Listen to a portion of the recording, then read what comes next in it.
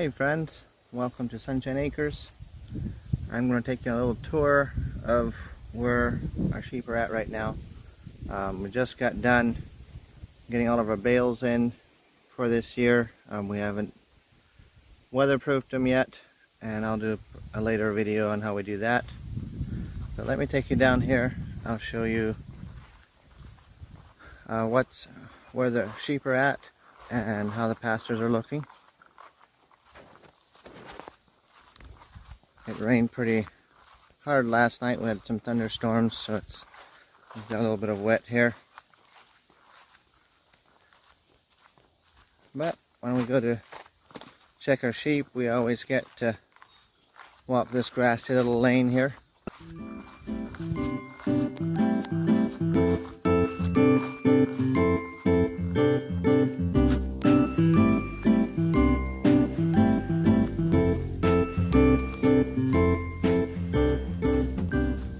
Here we're coming up on where we started grazing this year. It is currently growing back. Let me see, it'd be right around 45 days right now. As you can see, it would be ready to graze. We haven't completed our rotation, so we definitely could use more sheep. I'll show you a little bit what our pastures consist of. So here we've got just some grass, some native grasses here. Got a little bit of yarrow right there. Look on into here, there's some goldenrods coming up. Sheep do eat those if they're young and tender. They don't like them if they're too mature. A little bit of, I think that's buttercups that are peeping through right there. And then you go on in, just more native grasses. And then it's a little bit of a wet spot right there. So there's a lot of canary grass that's growing up. If it's a real dry summer, they'll eat all of that. They'll be able to get in. If it's really wet, they are not able to get in there. And as you can see, that taller stuff, when we went through this spring, they weren't able to reach that because there was water standing around. But that canary grass is a real lifesaver in a real dry summer. Here's some more canary grass that we didn't graze yet this year. It is, I think, dry enough we could graze it now if we needed to, but so far we haven't needed to.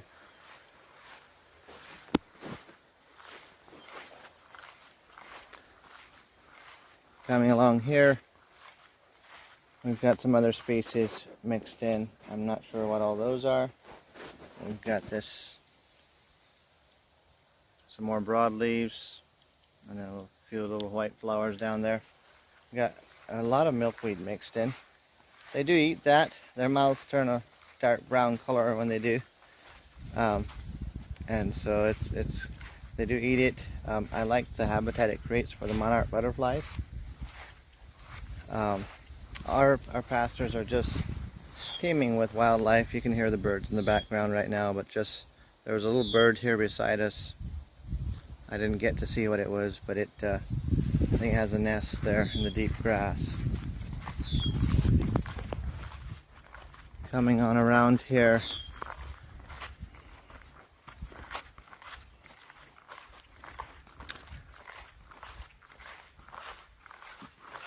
on the left side of the path here is still our first rotation, and like I said, it's ready to graze again.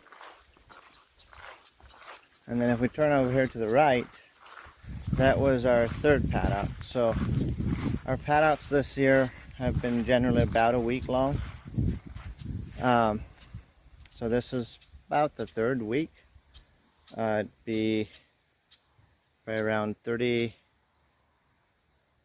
I'm guessing around 33, 34 days. Here we're starting to see some autumn olives come in. Our pastures were just overgrown, especially this pasture here was overgrown with autumn olives. The sheep love it. They get the lower branches, but they do not, stand on their hind legs like goats would. And they grow quite tall. So those, we keep chopping them down bit by bit. And then there's these, like, I'm not sure what kind of trees they are, but they're thorn trees, and they have, if you can see, there's some really sharp um, thorns. I don't know if it's focusing or not. Let me see here. There we go. We've had some issues with those this spring. I had a number of different sheep with all of the wet, rainy weather. Their hooves are softer, and what happened is those thorns would get up in there and they'd start going lame. At first I was a bit concerned. I was like, well, why are my sheep all going lame? And then I checked them out, and yeah, I'd have a thorn stuck up in there. I did a little bit of bale grazing in here, just to supplement it as the grass was coming in. There's the leftovers from a bale I had just placed. We had been away for a little bit over a week, and we needed to make sure that they had enough food while we were gone. So I just placed that there, and they ended up not getting it all eaten. So it's sitting there and composting right now. So we come on into here. Now we're entering the second paddock. And I took this off pretty short for a number of reasons. But so it's taking a little bit longer to come back. This is a good example of just what it does to your land if you take too short, if you take your grass down too short. So as you see how this grass is really still quite short. It's nowhere close to being back to, even though it's only a week later than that paddock, it is nowhere near ready to get used again. You come over here, I'll swing around here. This grass here was actually grazed since this grass, and it's almost twice as tall, even though this had over a week longer growth. The other grass is almost twice as tall, and the only difference is just the shortness of the grass before we took off our sheep. So it's always a temptation to get that last bit of grass, and this is just one of a number of reasons why that's a bad idea. Leave your grass. General rule of thumb is have the sheep eat a third, have them trample a third, and then leave a third. Over in that direction we have our fencer, and then there's this feeder wire that comes along through here, and it tees off into multiple parts of the pasture, so that's where we energize our nets from.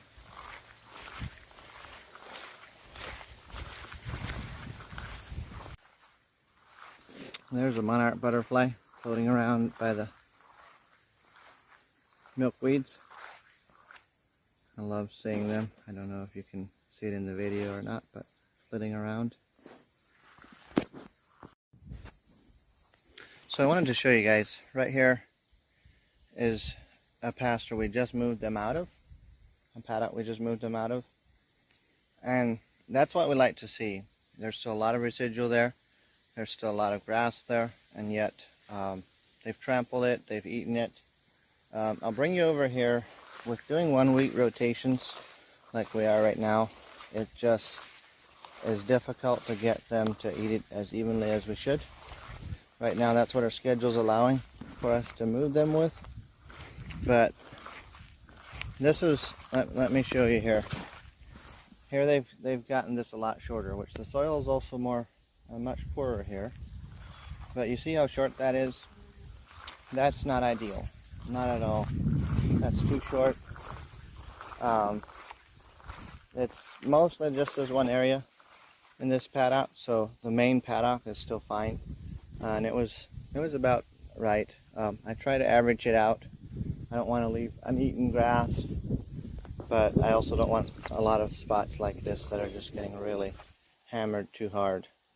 The sheep they'll graze underneath these trees, especially when it's warm like today. We're up at, I think, 83 degrees right now. It's midday. It'll probably warm up even more. Yesterday it was up to 93, and they love hanging out under these trees in the middle of the day and just hanging out and staying cool. In the background there is paddock 4 and then 5 over here. Those are coming back really nice. So here's paddock 5, and as you can see, it is growing back quite nicely. There's still a lot of clipped ends. You see some of those ends there, they're still clipped. They're not growing all the way back yet, but there's new growth coming up. It's turning green again. Things are looking really good. We've had plenty of rain that's really helped. So that was paddock 5. Here's 6, which we just moved out of. And then we're coming over here to where the sheep are currently. We're on paddock 7 right now. This is our water trough, or one of them. They don't use a lot of water, but these hot days definitely increase our intake. So that is simply a cut up IBC tote that we cleaned out. And then up here, we're going to need to give them water tonight. This one is empty. It's interesting how the only place on this property that has much issue with thistles is here where the forestry mulcher went through. The soil was disturbed and compacted.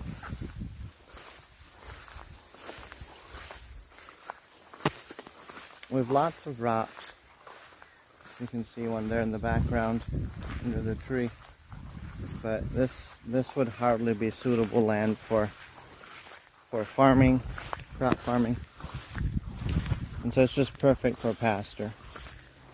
The pasture is already coming in quite a lot thicker than what it was last year. You can see some of my fence along through here where we cut a path. I'll do a video later on that as well, so that way this one doesn't get too long. The lambs, I wish I could get in there and see them, but the lambs are growing a lot. I'm going to separate them out in another week or so. I'll separate out the ram lambs and do an early grading on them with our grading system. Figure out which ones we're going to send to butcher and which ones will make the grade for some kind of breeding stock. And they'll get their preliminary stars. And then as they continue growing, we'll watch them. Some of them will probably leave for their new homes shortly after being weaned. Others will probably stay around a little longer, and then we'll continue watching them and continue, grading them with the star system. But we still have some really nice ones available. I'm going to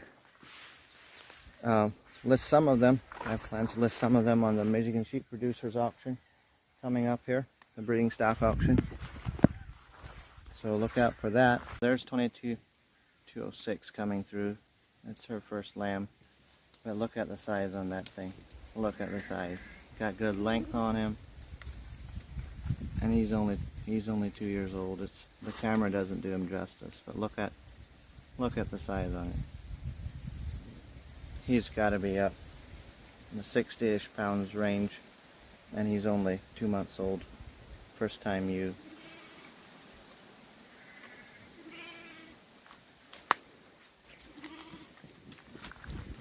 Yeah, there we go. We're cleaning out.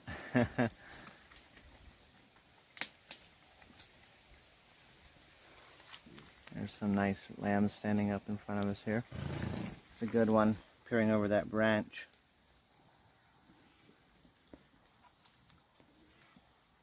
Another good one right behind him. Look, some good length on him.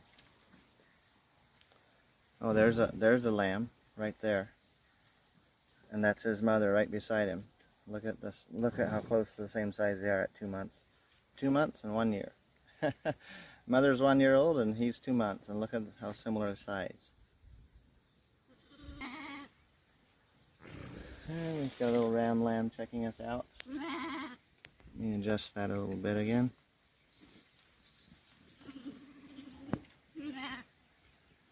you know, the lighting's a little bit tricky underneath here. Nice ram lamb in the back there. Actually, that's a ewe lamb. Right there, there's a nice ewe lamb looking at us.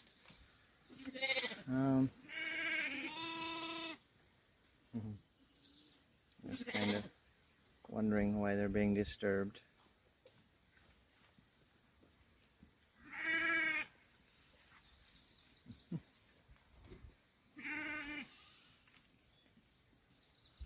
Couple older ewes that we have. They're all around 8 years old and they still have full mouths. They're full blood registered.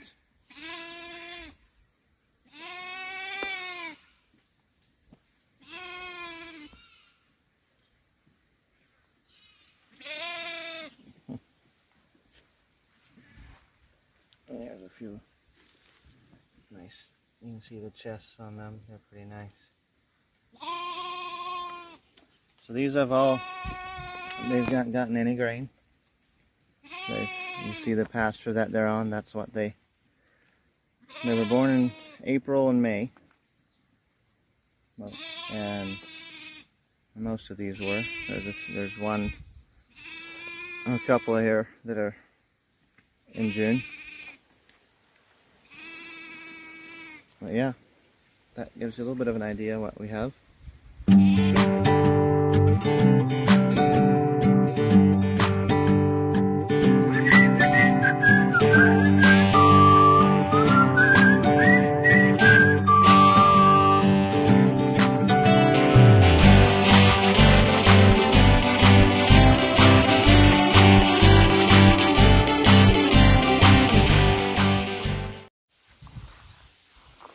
We're carefully selecting for traits such as parasite resistance, being able to thrive on forage like this.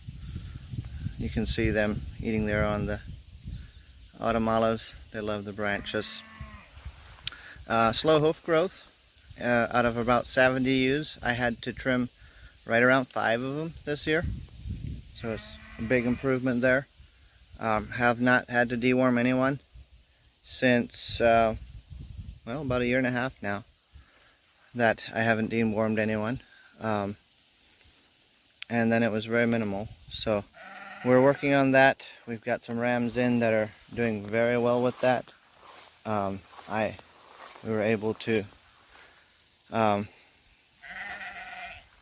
purchase a ram this spring with very good parasite test numbers. He went through the Virginia Tech parasite program, and it's just, we're really excited for this coming year and what's happening with our sheep, what we're able to offer you.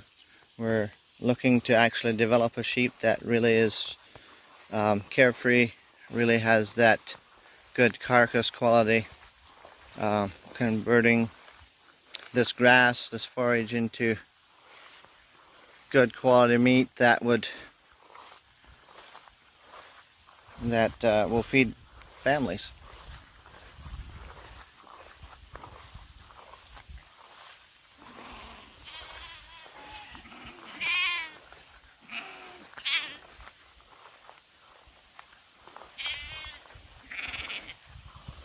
Right, there's a ewe to keep an eye on. She is, I think, 8 years old as well. Yucca Lily in her background, registered. She's just doing very well on our system, staying nice, and she's got that wet carcass.